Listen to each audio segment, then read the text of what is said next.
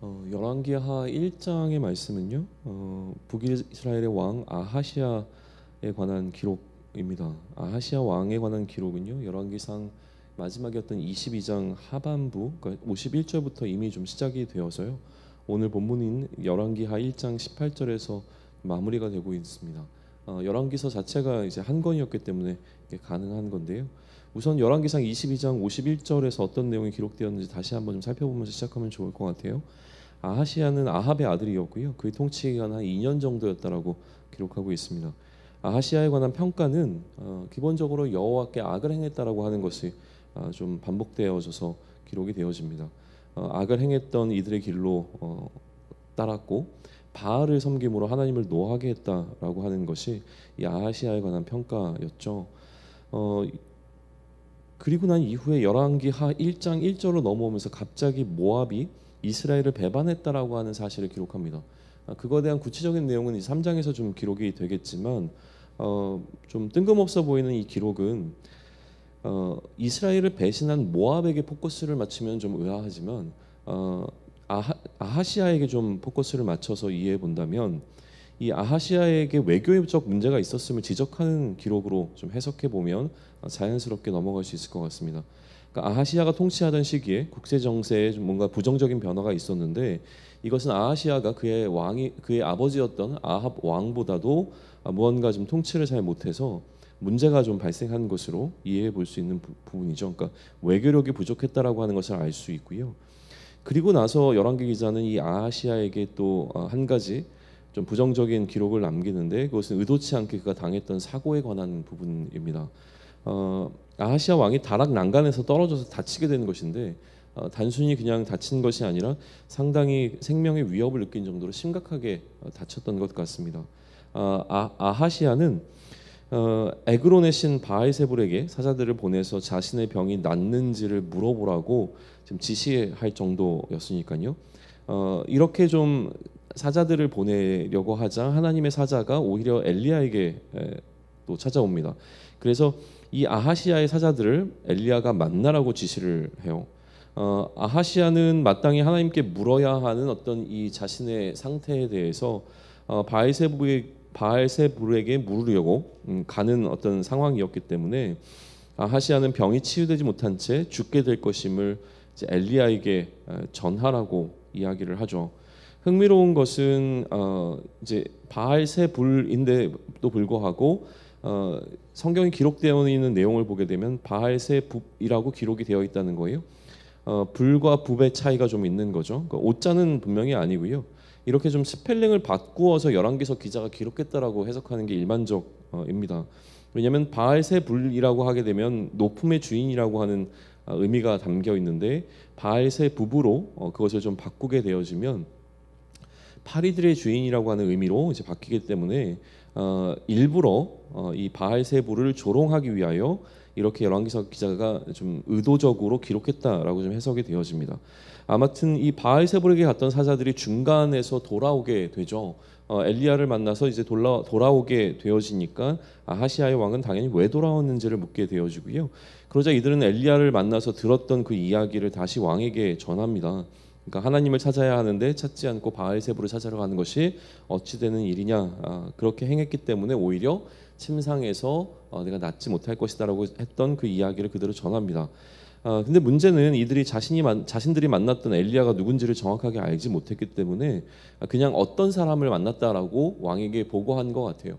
그랬더니 이 아하시아 왕이 궁금해하면서 물어보죠. 그를 좀 자세히 묘사해보라고 지시했던 것 같아요. 그래서 이 사자들은 자신들이 만난 이 엘리야가 털이 많았고 또 허리에 가죽띠를 하고 있었다라고 설명을 합니다. 그러자 대번에 이제 왕은 그가 엘리야라고 하는 사실을 이제 깨닫게 되어지고요. 그래서 50부장과 함께 50명의 군사를 엘리야에게 보내게 되어집니다. 그때 엘리야는 산 정상에 있었는데요. 50명의 군사를 이끄는 50부장이 엘리야에게 왕이 지금 당신을 소환한다라고 이야기를 하니까 엘리야는 자신이 만약에 하나님의 사람이라고 한다면 불이 하늘에서 내려와서 너와 그 50부장과 이 50명의 군사들을 전부 다 불살할 거라고 이야기를 하고요. 그러자 즉시 하늘에서 불이 내려와서 그들을 다 불태워 버리게 되어집니다. 왕은 다시 한번 50명의 군사를 엘리야에게 보내죠. 속히 내려오라는 왕의 뜻을 전하게 하고요. 마찬가지로 엘리야는 동일하게 자신이 하나님의 사람이면 불이 이들에게 임할 것이라고 이야기를 하고 그렇게 되어집니다. 왕은 세 번째로 다시 50명의 군사를 또 보냅니다. 그런데 이번에는 그렇게 찾아간 50부장과 50명의 태도가 이전의 사람들과는 달랐습니다. 왜냐하면 이제 이들을 이끌고 오던 50부장이 엘리야에게 무릎을 꿇고 살려달라고 요청하게 되어지는 어떤 모습을 보이고 있는 것인데요. 이들이 자신들의 생명을 지금 엘리야에게 좀 부탁하고 있는 모습이 드러납니다. 그러자 여호와의 사자가 엘리야에게 찾아와서 다시 또 메시지를 전하죠. 이들을 두려워하지 말고 함께 내려가라고 지시를 합니다. 그리고 엘리야는 왕 앞에 이르게 되는데요. 엘리야는 왕 앞에 도착하자마자 하나님께서 하신 말씀을 다시 한번 선포합니다. 애굽의 신 바알세불에게 물으려고 가려고 하니 네가 올라간 그 침상에서 너는 내려오지 못하고 그것에서 죽게 될 것이다. 하나님이 계시지 아니하냐, 뭐 이런 이야기를 좀 전하게 되어져요. 왕은 엘리야가 전한 하나님의 말씀과 같이 죽음을 맞이하게 되고요. 아하시아의 왕은 아들이 없었기 때문에 여호람이 그를 대신해서 왕이 되어집니다. 여호람은 이 아하시아와 형제지간이었고 아합의 아들이었죠. 이렇게 좀 아하시아에 관한 기록이 마무리가 되어지는데요. 기본적으로 뭐 열왕기서에서 기록되고 있는 이 여러 왕들에 관한 기록은 뭐 일반적으로는 여로보암의 길을 따랐는가 아니면 다윗의 길을 따랐는가라고 하는 크게 이 두 가지 길을 어떤 평가의 기준점으로 삼고 이야기를 계속 끌고 가고 있습니다. 그렇기 때문에 오늘 보여지는 이 아하시아 왕의 이 행함은 결국은 이제 여로보암의 길을 어떻게 그가 따라가게 되었는가라고 하는 부분을 우리에게 알려주는 역할을 하고 있죠. 그 가운데서 우리가 특별히 몇 가지 점들을 좀 묵상의 주제로 삼고 고민해볼 만한 것들이 있습니다. 첫 번째는 무엇이냐면 내가 섬기는 신이라고 하는 주제를 놓고 좀 묵상을 해보면 좋을 것 같습니다. 생명의 위독함에 처해 있을 때 하나님이 아닌 바알세불을 의지하는 아하시아 왕에 관한 에피소드가 오늘 눈에 좀 들어오죠. 긴박한 상황에서 이 상황을 해결하기 위하여 우리가 의지하게 되는 것이 있습니다. 그것이 나의 어떤 병의 문제이든 재정의 문제이든 아니면 나의 삶 가운데서 마주하게 되는 어떤 문제 가운데서 내가 그것을 해결하기 위해 붙잡게 되어지고 의지하게 되어지는 것이 항상 있죠. 그러니까 그러한 상황 가운데 내가 의지하는 것이 결국 내가 섬기는 신이라고 하는 사실을 오늘 본문은 우리에게 알려주고 있습니다. 그러니 우리가 만약에 그 상황 가운데서 하나님을 의지하지 않고 우리가 의지하는 것이 하나님이 아닌 다른 것이라고 하는 것이 분명하게 드러나는 순간 이러한 우리의 행위는 하나님을 불쾌하게 만든다는 것이죠. 하나님을 의지하는 것이 마땅함에도 우리가 다른 것을 의존한다라고 하는 것은 하나님이 마치 우리 안에 거하시지 않는 것처럼 하나님을 무시하게 되어지는 행위와 마찬가지다라고 하는 사실을 우리에게 명확하게 알려주고 있습니다. 그러니 우리는 우리의 삶의 모든 상황 가운데 내가 하나님을 과연 참으로 의존하고 있는가, 하나님께 나의 생명의 문제와 나의 삶의 모든 문제를 의탁하고 있는가라고 하는 사실을 다시 한번 돌아볼 수 있는 좋은 묵상의 계기가 될 줄로 믿습니다. 두 번째는 하나님의 말씀에 대한 반응입니다.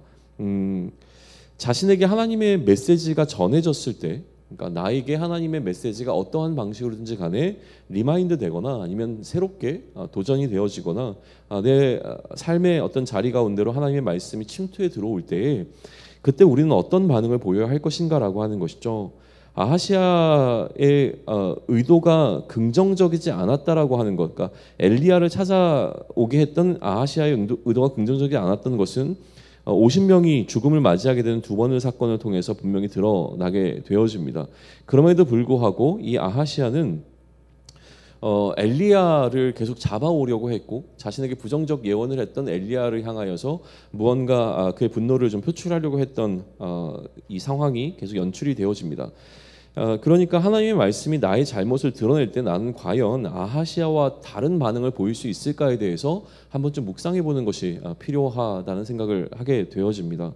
하나님의 말씀이 내 안에서 좀 무너뜨려야 될 것, 또 내가 회복되어야 될 어떤 것들에 관해서 말씀을 하실 때에 과연 나는 그러한 하나님의 말씀에 정직하게 반응할 수 있을까? 아니면 여전히 내가 원하는 것을 더 드러내며 하나님의 뜻에 오히려 소위 얘기하면 이제 반항하는 것을 계속 이어가면 어떡하나, 그래서 우리의 눈이 어두워져 있다라고 하는 사실로부터 우리가 조금은 나아질 수 있는 방향으로 오늘 우리의 마음을 다시 한번 돌이킬 수 있는 시간을 가지면 좋겠습니다. 세 번째는 무엇보다 지도자의 죄악입니다. 한 리더의 잘못은 결국 그를 따르는 이들의 희생을 유발했죠.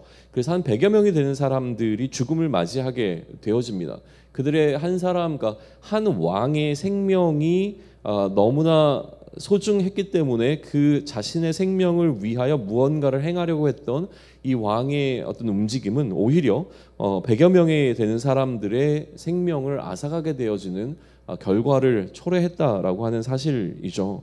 그러다 보니까 리더의 잘못은 단순히 리더의 잘못으로만 끝나지 않습니다. 리더가 하나님 앞에 잘못 행한 것은 오히려 그것으로 인하여서 그가 다스리고 있는 그의 백성들에게까지도 영향을 끼치는 것을 우리는 마주하게 되어지는데요. 우리는 분명히 이런 왕의 위치에 존재하지는 않습니다. 그러나 왕과 같은 역할을 하고 있다라고 하는 사실을 놓치지 않았으면 좋겠습니다. 이 땅을 살아가면서 우리의 하나님 앞에 제약된 문제가 나 한 사람의 문제로 끝나지 아니하고 그것으로 인하여서 누군가가 하나님의 생명 가운데로 나오지 못하게 되는 일이 발생하게 되어진다면 거기에 대한 책임을 우리는 반드시 져야 할 것이라고 하는 사실에 대해서 또 생각해 볼 수 있는 본문이 우리 앞에 놓여 있는 것이죠. 네 번째는 이 악한 지도자 밑에 있는 자들의 태도에 대한 것도 한번 생각해 볼 필요가 있고 여지를 우리에게 주고 있습니다.